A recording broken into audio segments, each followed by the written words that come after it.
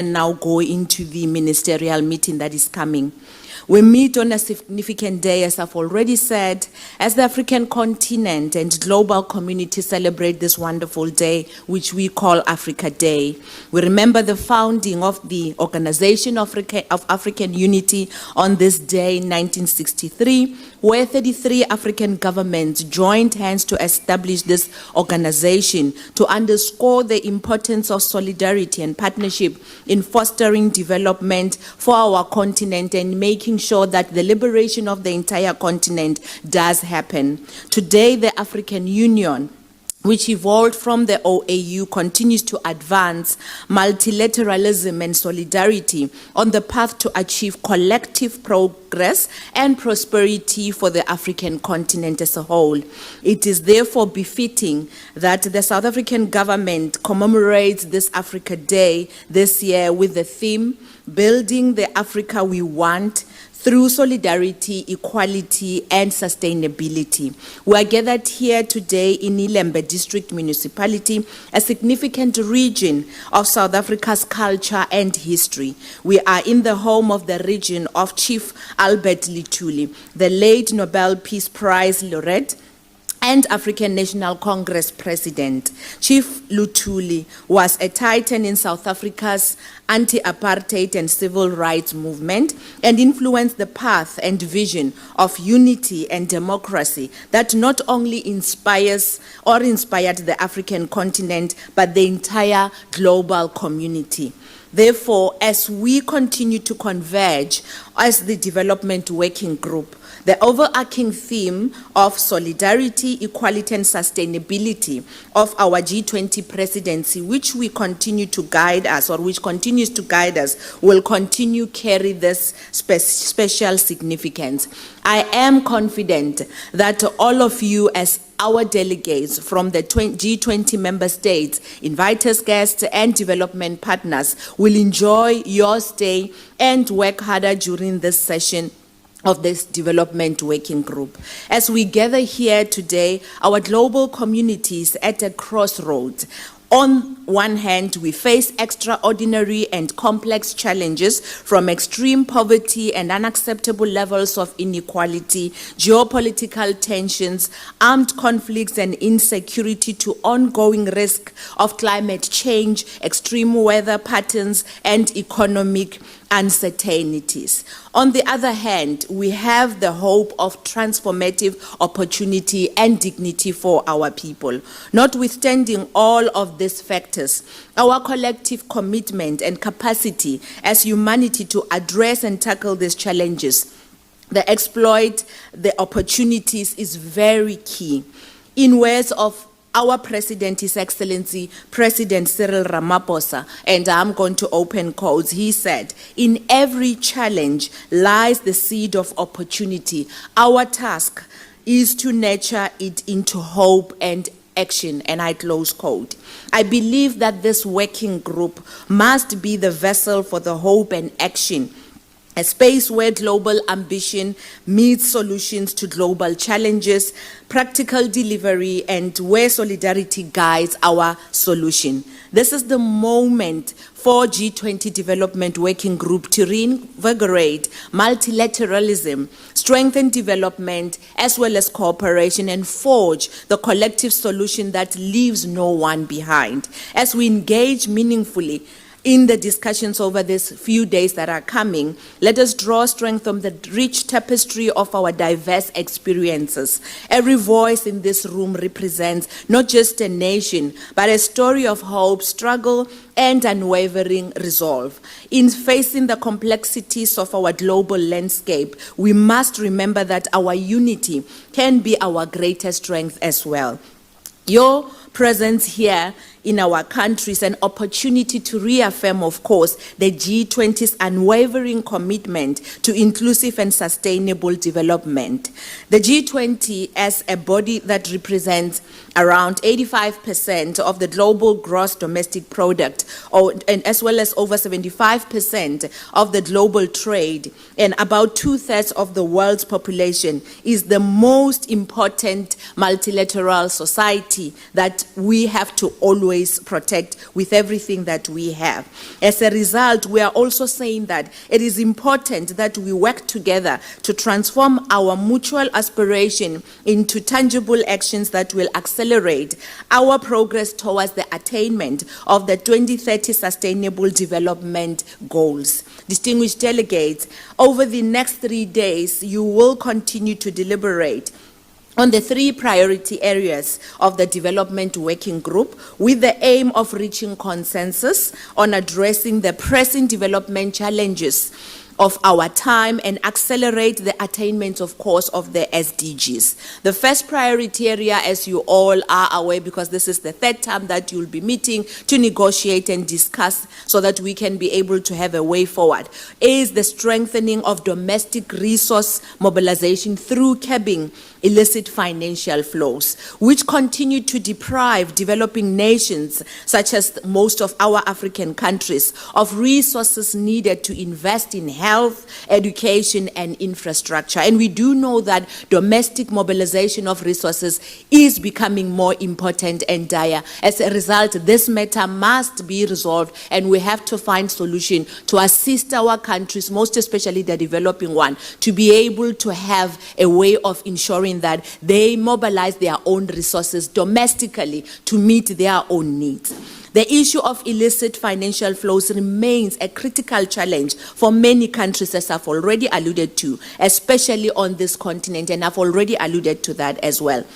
According to the African Union Economic Commission for Africa's high-level panel on the illicit financial flows, led by former President of South Africa, His Excellency Thabo Mbeki, the African continent loses an estimated 8.6 billion US dollars annually due to the illicit financial flows. Evidence from sources such as the Transparency International and Corruption Watch find that many cases of illicit financial flows coming out of Africa end up in wealthy nations, far from where the corruption originated from. These are resources that could build schools, hospitals, and essential public infrastructure. Therefore, South Africa strongly supports the continued engagement of the Financial Action Task Force in identifying gaps and enhancing global cooperation, and urges the G20 to adopt an even more developed, centered approach to financial integrity, grounded in transparency, fairness, and definitely capacity support. We encourage that the Development Working Group's steadfast focus on financing development is not only solely through aid, but also by establishing fair global rules, strengthening institutions, and as well as nurturing domestic and regional capacities or capabilities. Ladies and gentlemen, the second priority, of course, as we are all aware of this working group, has been advancing social protection systems in order to provide dignity, resilience, and definitely opportunity for all, particularly the poor, the women, youth, and the vulnerable groups of our society. Social protection systems remain a cornerstone of South Africa's fight against poverty as well as inequality. As you are aware, we are one of the highest countries with inequality, and we are going to be committed, or we remain committed in trying to bridge that particular gap. As part of our social wage, we continue to invest in income support, universal health care, education, housing, access to basic services for all. And we believe that this is not just an expenditure, but it is in most, more than anything else, an investment that will help us to be able to also reach economic development. The G20's own high-level principles on social protection, adopted in 2021, affirmed the critical role of the social protection in building resilience as well as promoting an inclusive growth. We are highlighting the inclusive growth because if we've got growth but it's not inclusive, we will end up not being able to reach most of the goals that we set up for ourselves. We must now translate those principles into global best practices and measurable outcomes. It is for this reason that we believe that the Development Working Group must continue to prioritize these issues. The third and final priority, as you are all aware, of course, is supporting access to global public goods. This is essential for, amongst others, managing climate risk, promoting global health, and fostering digital inclusion. As we consider the global public goods from climate stability to pandemic preparedness and digital infrastructure, let us ensure that the governance and financing mechanism are inclusive and also just. South Africa has championed calls for fairer access to clean technologies, vaccines, and climate adaptation finance. These are not just charity appeals, ladies and gentlemen. They are global imperatives as we learned during the COVID-19 pandemic and the worsening climate shocks that we are currently going through as a globe. Ladies and gentlemen, President Ramaphosa, and I'll quote again, has always reminded us and emphasized that, and I open quote, "No society can claim to be just and free unless all its people have access to opportunities, security, but most of all, dignity," and I close quote.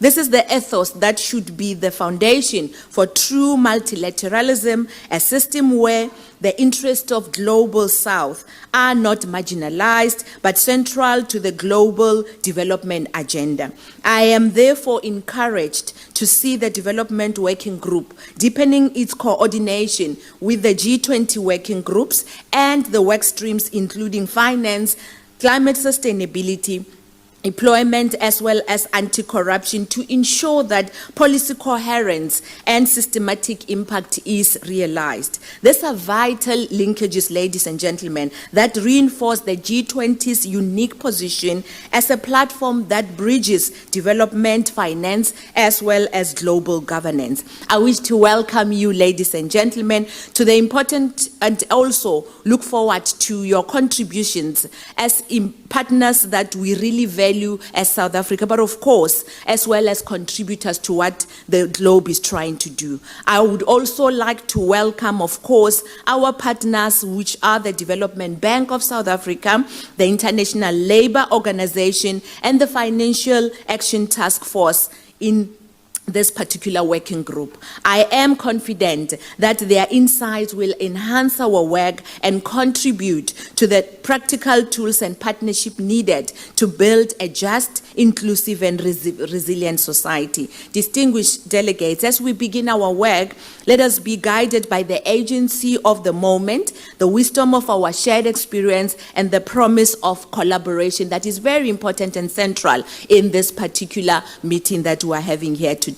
As we embark on this important work, I want to remind us all that what we do here really matters. Our negotiations over the next few days, whether on social protection flows or illicit financial flows or even global public goods, are not just about language or punctuations mark or agreed language in an outcome document, but they are very important in changing people's lives. These negotiations about the lives and livelihood of billions of people around the world and the kind of future we collectively wish to shape, also for ourselves, of course. Let us therefore approach these discussions with openness, inclusiveness, agency, collaboration, and the courage to move beyond rhetoric, but also to see action. I wish to call upon each and every delegation today to ensure that this meeting of the working or the Development Working Group is not just another stop on the calendar, but a springboard towards action and change.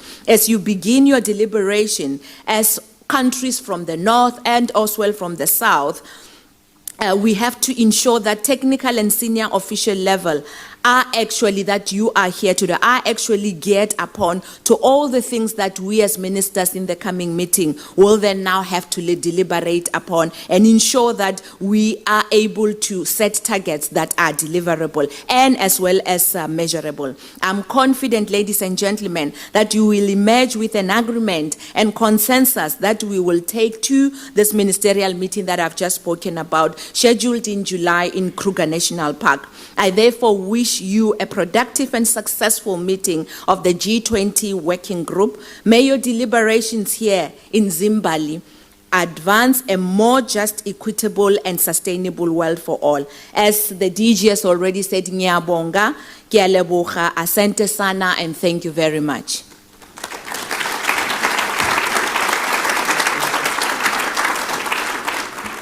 Thank you very much, Minister. Quite inspiring.